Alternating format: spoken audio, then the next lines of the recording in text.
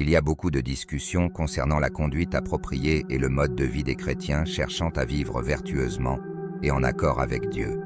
Cependant, moins d'attention est accordée aux habitudes préjudiciables qui affectent négativement notre foi et nos vies. C.S. Lewis suggère que ce qui compte vraiment n'est pas notre état actuel, mais la direction dans laquelle nous nous dirigeons. Reconnaître nos propres faiblesses est la première étape vers la sanctification. Dans cette vidéo, je discuterai des habitudes à éviter pour mener une vie épanouissante et joyeuse, conformément à la volonté de Dieu.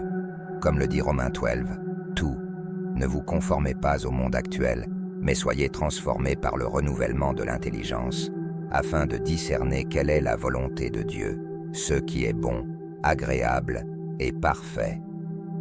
La première habitude nuisible à aborder est l'orgueil. Selon Lewis, l'orgueil est le principal obstacle entre l'humanité et Dieu. Lorsque nous centrons nos vies sur nous-mêmes, nous reléguons Dieu au second plan, ce qui rend difficile de nous soumettre à sa volonté et de reconnaître notre dépendance à son égard. Cela crée un obstacle dans la relation essentielle pour la vie spirituelle, entravant le flux de la grâce divine. Comme le dit Proverbe 16:18, l'orgueil précède la ruine et l'arrogance précède la chute. Lewis décrit l'orgueil comme une force trompeuse qui nous incite à nous élever au-dessus des autres, étant la racine de tous les autres péchés et s'opposant à la nature même du divin. L'orgueil trouve sa force dans la comparaison, cette envie presque instinctive de nous mesurer aux autres, se nourrissant de la satisfaction de se sentir supérieur. Dans cette quête incessante de dominance, surmonter le comportement compétitif devient crucial pour éliminer l'orgueil. Lorsque la compétition est éliminée, le besoin obsessionnel de se distinguer perd sa base. Cependant, l'orgueil est tel que même lorsque l'on réalise au-delà de nos rêves les plus fous, il reste une faim insatiable de plus, un effort constant pour consolider notre position de pouvoir. Les orgueilleux, toujours méprisants envers les autres, incarnent une attitude de jugement et de mépris, créant une barrière invisible qui isole et aliène. Ce point de vue élevé mais étroit limite la possibilité de croissance spirituelle et de connexion profonde avec le sacré. En nous concentrant sur les affaires terrestres, nous perdons la capacité de lever les yeux vers le ciel, vers ceux qui comptent vraiment et transcendent notre existence terrestre.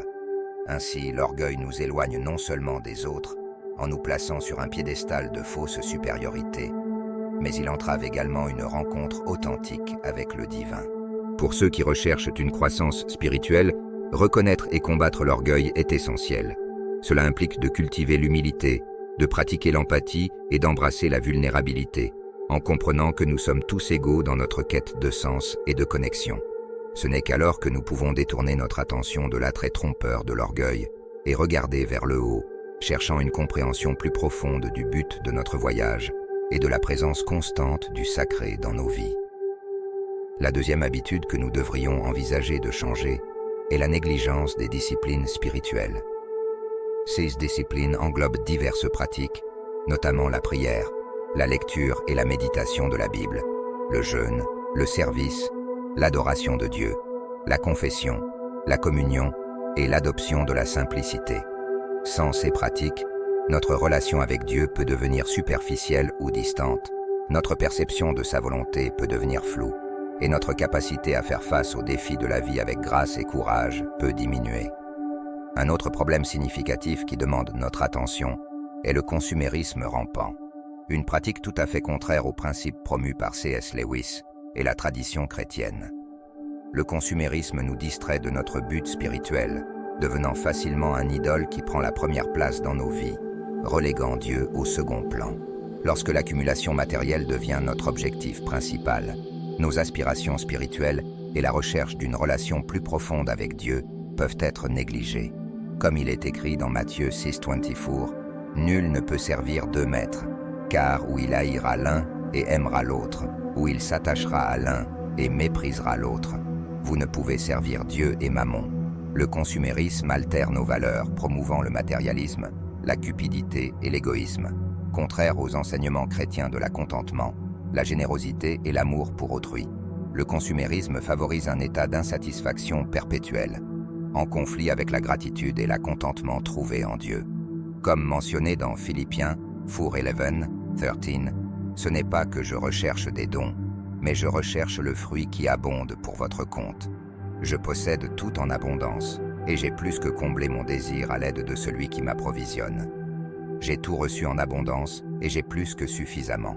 J'ai tout en abondance pour faire des dons aux autres. De plus, le consumérisme crée des barrières à l'altruisme et à la générosité.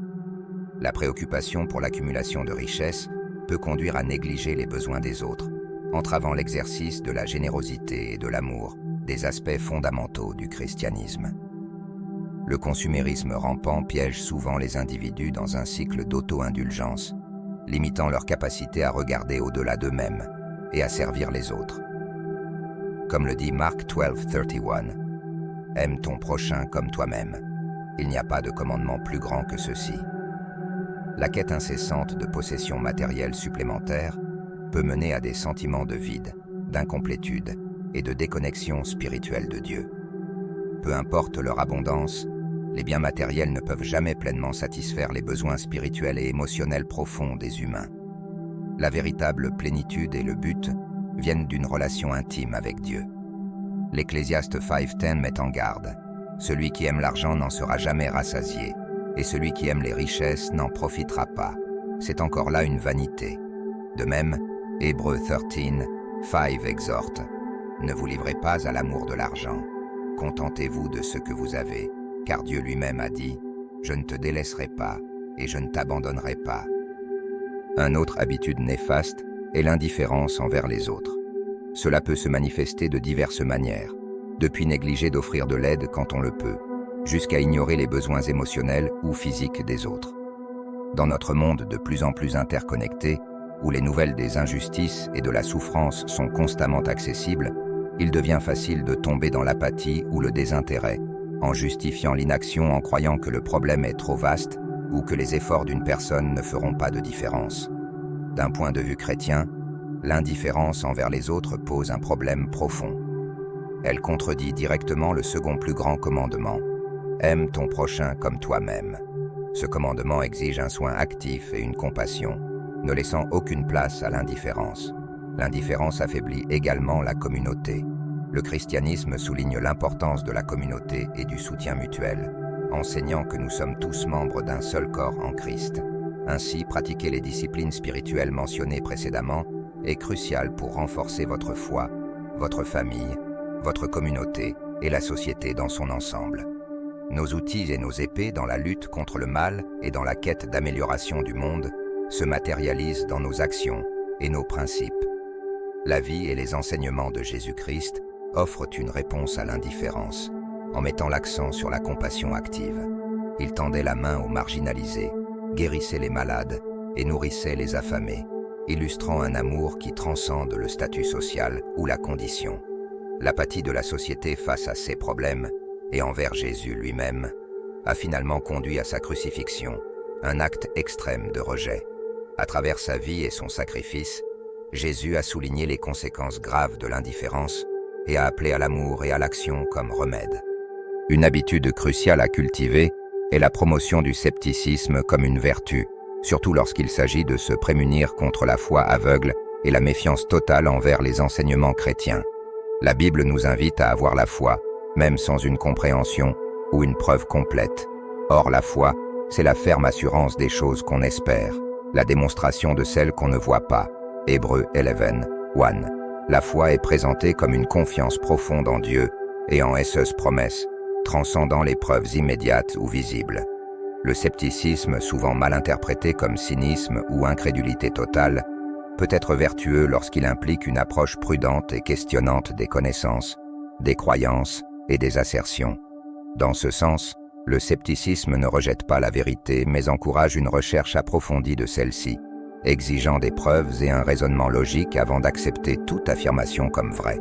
Cette méthode est inestimable dans divers aspects de la vie, y compris la spiritualité, la science et les affaires quotidiennes. Un sceptique vertueux ne rejette pas d'emblée l'information, mais l'examine avec un esprit ouvert et curieux, évaluant de manière critique les preuves avant de former une opinion ou une croyance. Cette approche favorise une compréhension profonde et protège contre l'acceptation aveugle d'idées potentiellement fausses ou trompeuses. C.S. Lewis, par exemple, s'est lancé dans un profond voyage de foi en Christ.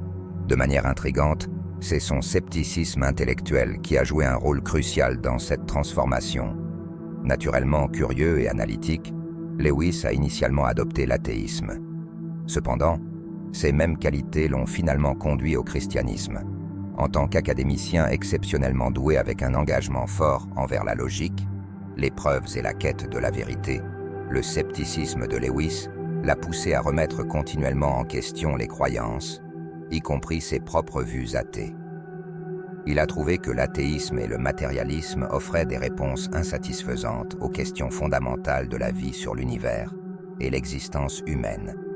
Dans sa recherche de réponses plus profondes, Lewis a reconnu les limitations du matérialisme et du naturalisme, la croyance que tout dans l'univers s'explique uniquement par des processus naturels et des lois physiques.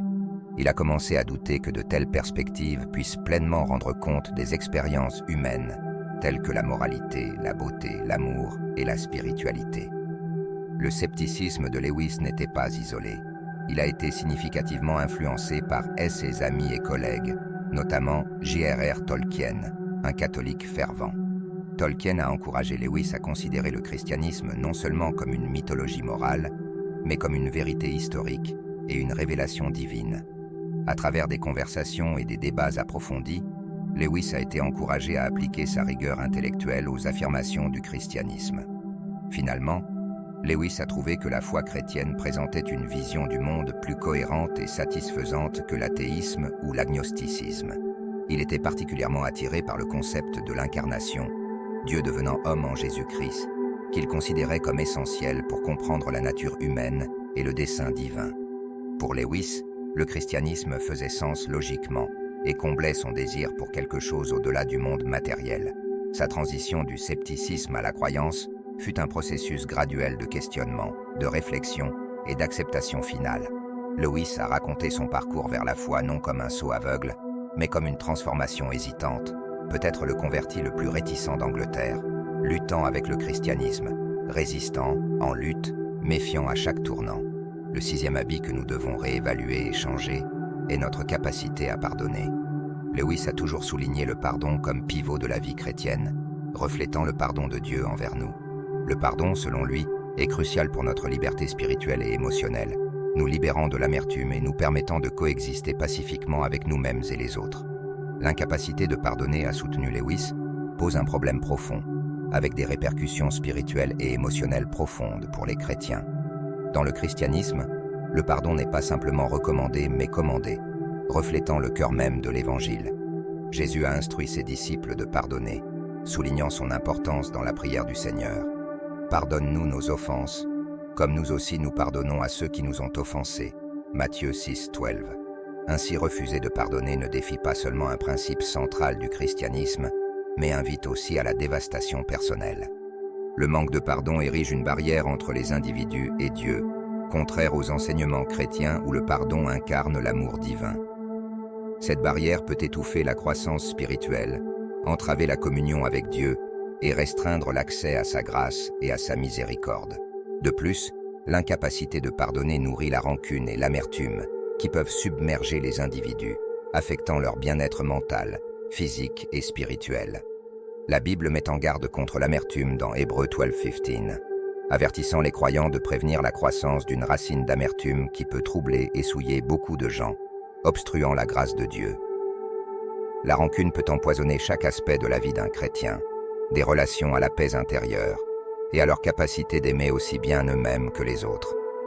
L'incapacité de pardonner non seulement tend les relations avec Dieu, mais peut aussi dévaster les relations humaines. Le pardon est indispensable pour la guérison et la réconciliation. Sans pardon, les blessures du passé persistent, entravant la réconciliation et la construction de la confiance, menant à l'isolement, à la solitude et à un cycle destructeur de relations brisées. Le refus de pardonner freine le développement personnel et spirituel.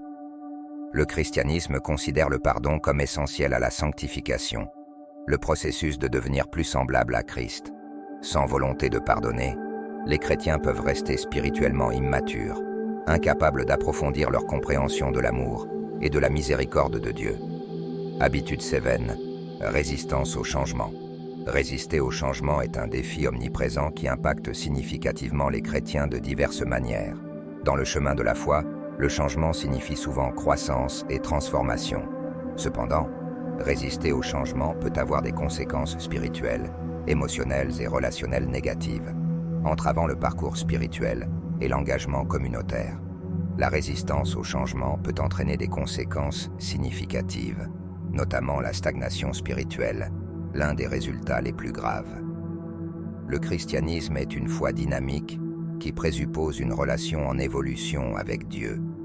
Résister au changement peut piéger un chrétien dans des schémas de comportement, de pensée et de spiritualité stagnants, qui entravent la croissance et l'approfondissement de leur relation avec Dieu. Sans embrasser le changement, le parcours spirituel risque de devenir routinier et dépourvu de vie, privant les chrétiens de nouvelles perspectives et expériences qui nourrissent leur foi. De plus, la résistance au changement peut entraîner des opportunités manquées de servir et de contribuer à la communauté. Le mouvement de l'esprit appelle souvent les croyants au-delà de leur zone de confort vers de nouveaux ministères, formes de service ou champs missionnaires. En résistant à ces incitations divines, les chrétiens peuvent perdre de précieuses chances de faire un impact positif dans le monde et de vivre leur vocation spirituelle. Le changement est inhérent à la vie et aux relations, et lorsque les chrétiens y résistent, des tensions et des conflits peuvent surgir avec les amis, la famille et les membres de la communauté de foi, qui connaissent la croissance et le changement. De plus, l'incapacité d'accepter et de s'adapter au changement chez les autres peut mener à l'isolement, aux malentendus et à l'érosion de relations importantes. La résistance au changement a également des implications pour le témoignage chrétien. Le christianisme est une foi exprimée à travers l'amour, la compassion et la pertinence pour les questions contemporaines. Un chrétien qui résiste au changement peut être perçu comme dépassé, inflexible ou déconnecté des défis actuels, ce qui compromet sa capacité à partager efficacement l'Évangile. En conclusion, bien que le changement puisse être inconfortable et difficile, l'embrasser est crucial pour la croissance spirituelle, le ministère efficace et un témoignage chrétien vibrant. Résister au changement non seulement entrave la croissance personnelle, mais limite également la capacité des chrétiens à influencer leur communauté et le monde. Par conséquent, les croyants sont encouragés à rester ouverts aux incitations de l'esprit, en considérant le changement comme une opportunité de croissance, de transformation et de vie fidèle. Si cette vidéo vous a été utile de quelque manière que ce soit, je serai extrêmement reconnaissant de votre soutien. Veuillez envisager de vous abonner à la chaîne, de liker la vidéo et de partager vos commentaires dans la section dédiée. Votre avis est précieux pour moi, alors que je m'efforce d'améliorer la qualité du contenu.